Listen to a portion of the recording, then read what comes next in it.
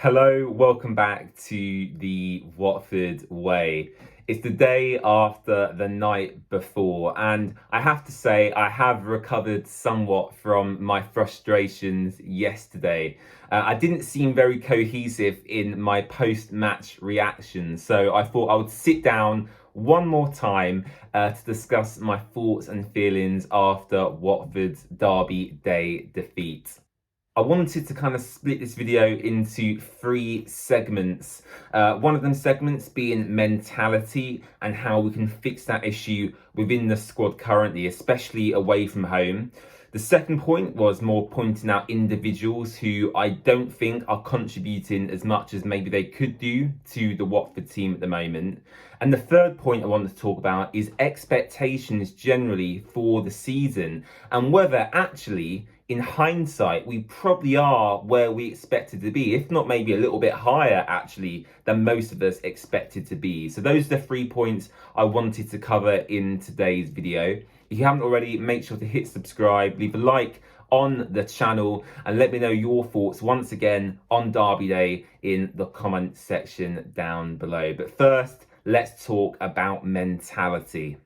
So I think for me, mentality is clearly becoming a major issue. Tom Cleverley went into this season saying he desperately wanted to improve our form at Vicarage Road, and actually quite rightly and thankfully he has done that. I believe it's now 11 games at Vicarage Road in a row that Watford haven't lost, which is a great statistic. But the issue really for me is our away form. Now, I'm not talking about the Luton game specifically here because as an away game, I think you have to treat it slightly differently. You almost have to treat it more as a cup final because it holds so much importance between both fan bases. But looking at the other away games Watford have had, bar maybe Millwall, it's been dreadful. It really has been dreadful. The goals we've conceded haven't been great. I think that's 7 games in a row that Watford have not kept a clean sheet in now as well, which is clearly becoming an issue. And within them 7 games, I think it's 17 goals conceded all in all as well. So clearly an issue, not just defensively, but with the whole team structure and mentality going away from home. Now, I'm quite happy at home setting up how we have been already with the wing backs, with the 3 centre backs, with the 2 in midfield, with Georgie and Kayembe or Georgie and Ince, whoever it may be in them positions. I'm quite happy setting up that way at Vicarage Road because with the fans behind the team, I do think we can play some great football at times. However, I think the consideration for me now is when we go away from home to teams like Millwall, like Luton, like Preston, for example, is there an argument to say that we should actually scrap completely the way we've been playing at Vicarage Road and change to a more rigid, structured system away from home? I've seen people saying we could play maybe Bio and Kwadwo Bar up front in a 2. Obviously, Luton yesterday in Colton Morris, Nada Bio in that 2 up front really caused Watford's defence issues throughout the entirety of the game. So I think there's a suggestion from me as well that we could go for a classic rigid 4-4-2 system where everyone has quite a simplistic role. You know exactly what you need to do at a specific time in a specific game state, I should say. And I'd be more than happy to try that out, not just for one game, but for a continued period of time because it's not working anyway. And I think you're an idiot if you don't change it, really. So I think that's the one thing for me where I would change to maybe a more rigid structure away from home. And then when we're at Vicarage Road, then we can start to play, a bit more free-flowing football. But for now, I think that is something that Tom Cleverley and the squad and the coaching staff should look at implementing because the goals we're conceding is becoming a real issue now. And actually, as a fan, I'm watching Watford go away from home and I'm not really surprised when, we concede the first goal. I'm not surprised that we lose a game by 2, 3 or 4 goals anymore. The Norwich game was probably, alongside Luton, that was probably the worst performance I've seen from us this season. So I think a more rigid structure away from home is certainly a necessity. Right, it's now time to talk more about some individual players and performances that are concerning me somewhat. And I'm not going to go through the whole squad here because I would literally be here for many hours on end. But there's a couple of players in particular who I'm quite worried and concerned about moving forward if they continue to play football matches for Watford. Now, this may be really reactionary from yesterday's defeat, and if you do feel that way, I do apologise. It's just how I'm feeling emotionally at the moment. But I think that the main player I wanted to talk about, and don't get me wrong, he wasn't completely at fault for every goal yesterday, but I'm sure you can get the gist and what player I'm talking about here, and it's Daniel Batman, who is the current Watford captain of the club. Of course, on the field, he's not officially the captain, but in terms of being the club captain, that is what Daniel Batman's role is at Watford currently. He also is the #1 goalkeeper chosen by Tom Cleverley. And there's a video circulating on social media at the moment about some comments he made before the game. Now, I mentioned this in my watch along yesterday before the game begun, and that was that the Luton pitch become a little bit waterlogged prior to the game due to some substantial rain that had fallen in the previous night. Now, the clip that's circulating is showing Daniel Batman saying that he doesn't think the players will be able to play football on that pitch. Now, that statement alone concerns me because not only is it a derby day, but he's the club captain, he's a leader, he's one of the most experienced players in that squad. And whilst it may not be particularly nice to play on a muddy, boggy pitch, there's players around the country that play in much worse conditions than what we saw against Luton yesterday. And for Batman to come out before a derby and say that he didn't feel Watford would be able to play if the pitch stayed in that condition, I feel I don't know what the right word is here, naive potentially. It's just weird. It's a weird statement to say before a derby. I think that sets the mentality really for everyone around him who heard him say that, because going into that game, you expect the Watford players to be, rolled up, ready to go, ready for the fight, ready for the battle. And then to see Daniel Batman, an hour and a half before kickoff saying, it looks a bit muddy. I'm not sure, we'll be able to play out there today, boys. I think for him to say that is, very strange. And if you want to see the video, I've tweeted it on my personal account, and I've retweeted it on the Watford Way, so you can go on social media and check that out. But I thought that was very bizarre, and I think bizarre is probably the right word to say. Generally, I do find Batman quite erratic and unnerving when he's on the ball as well. I think for a goalkeeper, you want a calming presence. Someone where when you are under the cosh, they can calm the team down slightly. And I thought yesterday, he really put the Watford defenders on edge, and not just the defenders, but the entire team actually, through his kicking, his distribution, his throws, his kind of controlling of his area from set pieces as well. I found very strange. And also Tom Cleverley has admitted post-match that Daniel Batman played with a slight injury as well, which again throws up the argument on why Jonathan Bond didn't retain his place and start the game. So that's my general thoughts on Batman.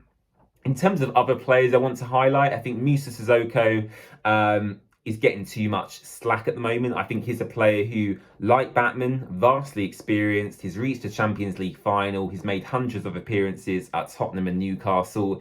He's not an idiot. But I do think he isn't contributing to the levels he needs to retain his place in the Watford team. Now, luckily for Sissoko, there isn't much competition for him at the moment. You've got Imran Louza, who, for me, is just too lightweight. He mentally doesn't seem to want to be at the club, so I would discount Louza from this conversation.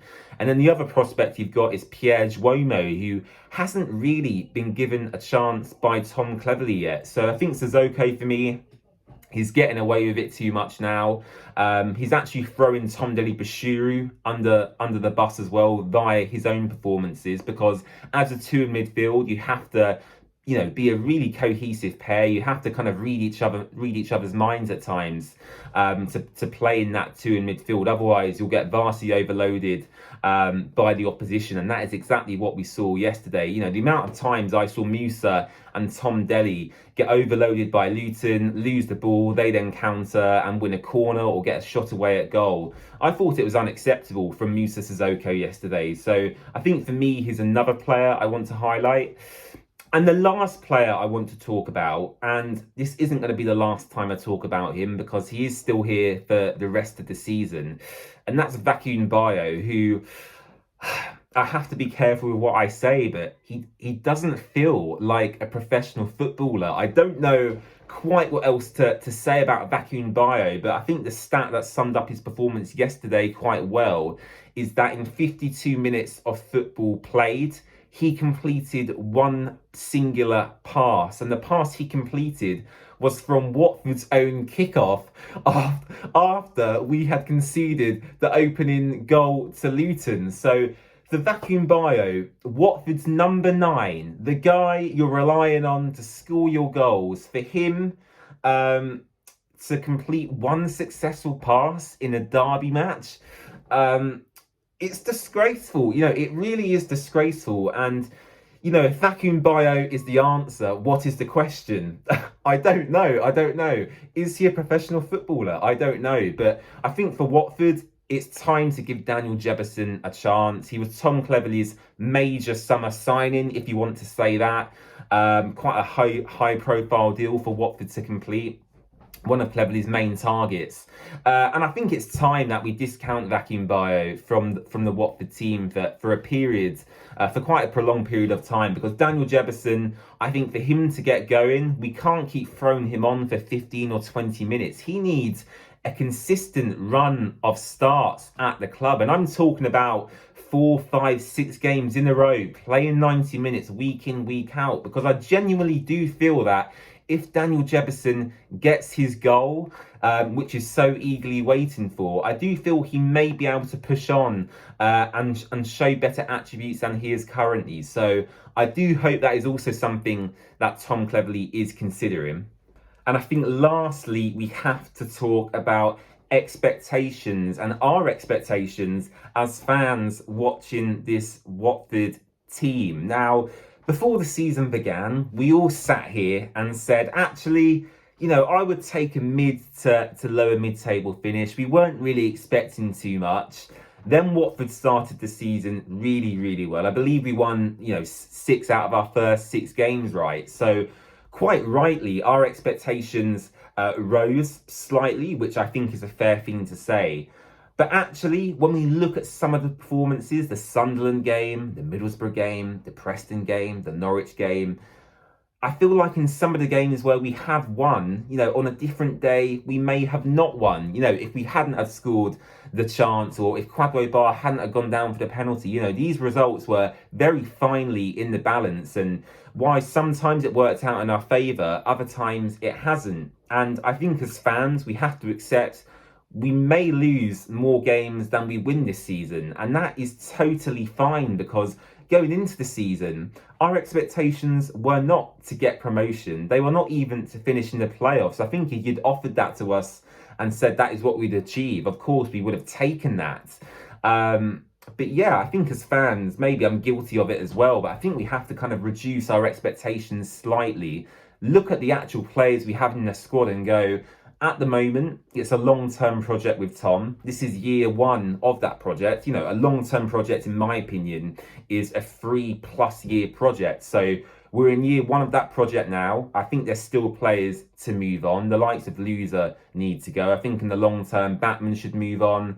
And there's other players as well who I don't think should stay at Watford in the long term. Vacuum Bio, for example, has already completed his move to Italy. He is still just on loan at Watford. So I do think that the early stages of this project are starting to happen, but I just think we need to exercise patience, and as I said, not get our expectations too high, and that applies to the game yesterday as well. Maybe I was too bullish and too confident going into the game. I could say the same for some of the Watford players who I interviewed here on the channel. Matty Pollock And Ryan Porteous, we spoke to them, a few weeks ago before the fixture happened, and they were very confident, they were very bullish in how they would approach the game. Tom Cleverley himself said he wanted to inflict pain on Luton, whereas in hindsight, maybe they should have been slightly more reserved, because yes, you can be bullish, but then you have to back that up with a subsequent performance, and Watford didn't do that yesterday. So I think we all just need to calm down, chill out, revise our expectations, and just enjoy the ride. Go with the flow is what I say, and see what happens this season, because I don't think we're going to get relegated. I don't think we'll be anywhere near a relegation battle personally, but I think if Watford can consolidate, a decent mid-table finish, I think a lot of fans would have taken that before the season kicked off. So those are my thoughts and feelings about Watford currently after our 3-0 defeat to Luton Town. Let me know if you agree with some of my statements there in the comments section down below. And I'll be back on Tuesday night for a live match watch along as Watford take on Leeds United away at Elland Road. Bye-bye.